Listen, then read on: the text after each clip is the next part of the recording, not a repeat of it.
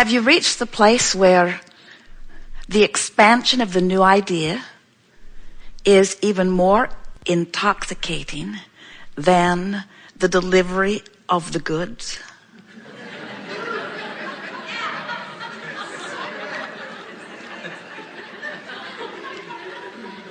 Yes. We keep pushing for that because we want you to reconnect with the enthusiasm with which you came forth into these physical bodies to begin with. And we want you to remember that eagerness. And we want you to know that the eagerness was within you because you understood the whole scenario of coming forth into the physical experience. You understood that the variety would stimulate within you new ideas, constant new ideas. And further, you knew that when life in this physical body caused a new idea to be born within you, that the new idea would emanate from you vibrationally like a rocket of desire. And this is the part that you knew then that most of you have forgotten, that we know, that we want to help you remember. Because when you put this into the equation of life in this body, here in this magnificent time-space reality, everything begins to come together for you. When you remember that you were source energy, you came forth into this body, the contrast stirs you up and causes you to offer a constant barrage of new intentions and new desires, that when that new desire shoots forth from you, that the non-physical part of you literally rides that rocket of desire, stays with it, and becomes it. Some of you have been hearing us talk about how life causes you to give birth to rockets of desires, and those desires are held for you in a sort of vibrational escrow, waiting for you to vibrationally catch up to them.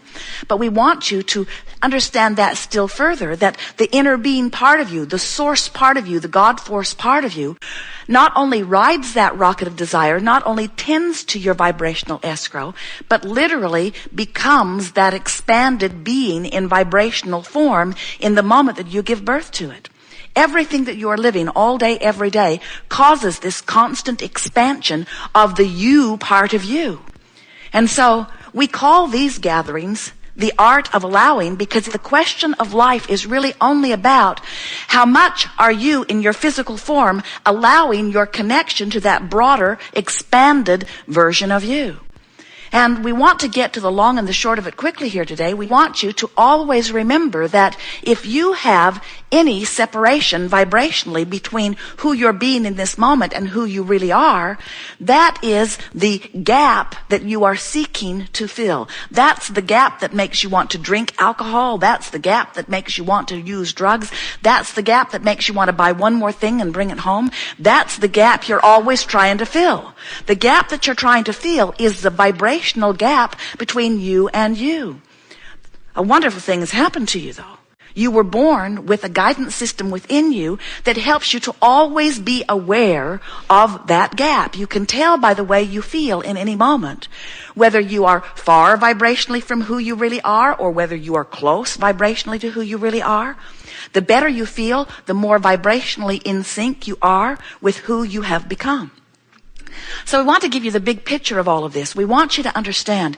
Some of you have been hearing us talking about law of attraction, and you are aware that law of attraction says that you get what you think about. The law of attraction says that that which is likened to itself is drawn. That when you're beating the drum of not enough money, that you cannot allow during the beating of that drum more money to come into your experience.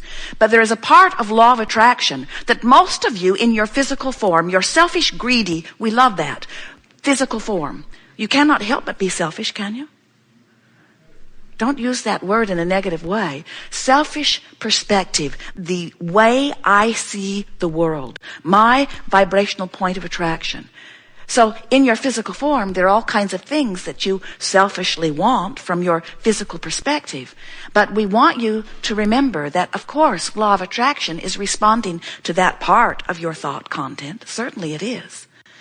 But law of attraction, oh, you're really going to like this. Law of attraction is predominantly responding to the vibrational stance where your inner being stands of who you have become. Are you following that at all? Do you get it that when someone's rude to you, you want them to be nicer, and the inner being part of you takes that stance immediately? Do you know that when you're rude to someone, you want to be nicer, and the non-physical part of you takes that stance immediately? Do you know that when you're sick and you want to be well, that the non-physical part of you takes that stance immediately? And so what we're really saying to you is that the sicker you are in your physical body, the weller the non-physical part of you is. And the reason that we are beating this drum a little more than usual here is because we want you to remember that all-important thing that so many of you have forgotten, and that is that law of attraction now is responding to this vibrational being that you have expanded to. So there was the source energy you before you were born. You came into this body, gave birth to new things, and the source energy part of you became that expanded version of you. You are expanding. You, the you that is you in the non-physical realm, is expanding because of the you and the experiences you are having here in your physical body. So that non-physical part of you is a powerful culmination of life that was moving fast even before you came into this body. You hit the ground running. You really did. And now life has caused you to add to that. And so now, wrap your mind around this. Law of attraction is responding to who you have become. And because law of attraction is responding to who you have become, there is a powerful current that is calling you forward to that. You've heard of the call of source, or the call of life, or the call of the wild. You've heard the calling, and we want you to understand that there is this powerful stream, and when you don't go, you don't feel so good. You must keep up with you, or you cannot bear it. And the more life you live, and the more life causes you to ask, and the more that expanded part of you becomes the new and improved expanded version of you, and the more law of attraction responds to that new and improved expanded version of you, then the faster your energy stream moves, and the faster your energy stream moves, the more important it is that you keep up with it, because if you don't keep up with it, that fast-moving stream will beat you up.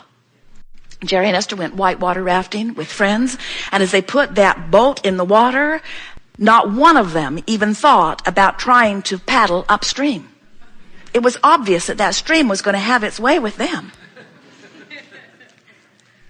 We see so many of you putting your boat in your stream, so to speak, and you immediately, almost humanly, instinctually, in a sort of madness that's passed on from generation to generation, turn your boat upstream and begin paddling. And we say, dear friend, there is this incredible ride going that way.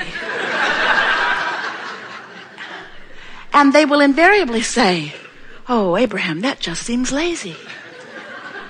All of the monuments and statues are given to those who turn upstream and work really, really hard.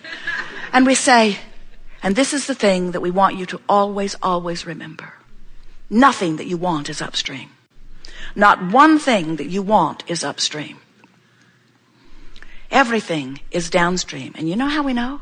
Because we've seen you before you came into your body. We see you now you're here. We see you giving birth to these rockets of desires, and we see the you expanding. And we see law of attraction predominantly responding to this powerful becoming that you have become. And we can see this river or current. As Jerry and Esther and their friends were on the river in Colorado, their river guide said to them, this is not Disneyland, folks. We cannot turn this river off. And that is our message to you today. A good title for the new workshop. This is not Disneyland. The river of life is big and real and always moving. And the art of allowing is learning to navigate in the stream. And the first thing that you must understand in this stream of life is that it is benevolent, and that it adores you, and that it takes you to all of the places that you want to be, and that you may trust it. You hear people talking about surrendering. You hear people talking about letting go and letting God. And we say, that is the message of the stream. So When you hear someone saying something like, well, I'm not doing so well, they will say, I have an illness and I am going to find a healing. And we say, as we hear them talk about the healing, they are pointed upstream. If they were feeling for the wellness, they might very well be pointed downstream. And so we'll be talking all day here today about the upstream thoughts and the downstream thoughts. We want you to get a sense of this powerful stream and its inevitable taking you with it. In other words, when you croak, downstream. Releasing of all resistance. We want so much for you to, in the hours that we are together today, to get such a sense of who you are and such a sense that there is only one stream that is flowing, and it is this stream of well-being, and how everything that you have become is downstream, and that stream, because of the powerful law of attraction, is calling you forward. And when you allow yourself to relax and release and go, life is good. And everything you want will flow into your experience. Your vibrational escrow is full of all kinds of rendezvous points with all kinds of wonderful people and places and experiences. And when you realize that the creative process, life causes you to know what you want. Step 1 happens naturally. And step 2 is not your work anyway. That's the work of Source. That's the work of law of attraction. That's the work of that which you would call God. That's the work of the answering of the request. When you ask, it is given every single time. What a good name for a book. We wanted a longer title. We wanted the title to say, so I come forth from non-physical into physical form, and I'm pure positive energy as I'm coming forth. And as I come into my physical body, I'm exposed to all kinds of contrast, which causes me to give birth to constant rockets of desire. And the rockets of desires then flow into the non-physical, where they are tended by source energy. And the vibrational escrow is completely continuing to gather. And as I am in my physical form, and I'm listening for the call of source, and reaching for the best feeling thought that I can find, and letting the stream carry me toward it, and I close that gap, now I'm coming into vibrational alignment with what I'm wanting, and now what I've been asking for is given to me. But they said it was much too long. And we like the short version anyway, because it says it all. When you ask, it is given. The question is, are you moving in the direction of what you're asking for? Sometimes our physical friends say, I'm working very hard to achieve my goals. And we say, then you're not allowing it to be given to you. You're pointed upstream. Sometimes our physical friends, after they listen to us for a while, and we talk about this delicious, pure, positive energy of love and appreciation here in the vibrational alignment of who you are, and we talk about the opposite end of that emotional scale, where you feel some fear or some disempowerment, where you feel all of those negative emotions that are an indication that you are not in vibrational alignment with who you are.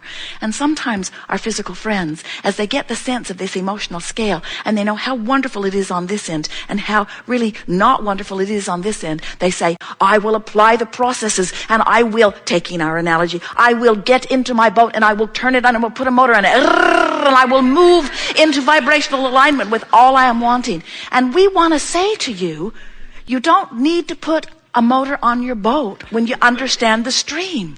Just let go of the oars.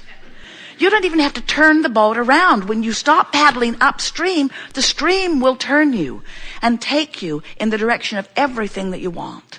And if you just could remember that, if we could whack you, oh no, it's not whacking, it's zapping. If we could whack you across the head and imbue you with a memory, it would be of your worthiness. It would be of your value. It would be of your rightness. It would be of the reason that you came forth. We would club you until you understood that you can't get it wrong and that you never get it done. You are pure, positive energy beings having the life experience that is causing your expansion. And when you allow yourself to turn and go with the flow, life is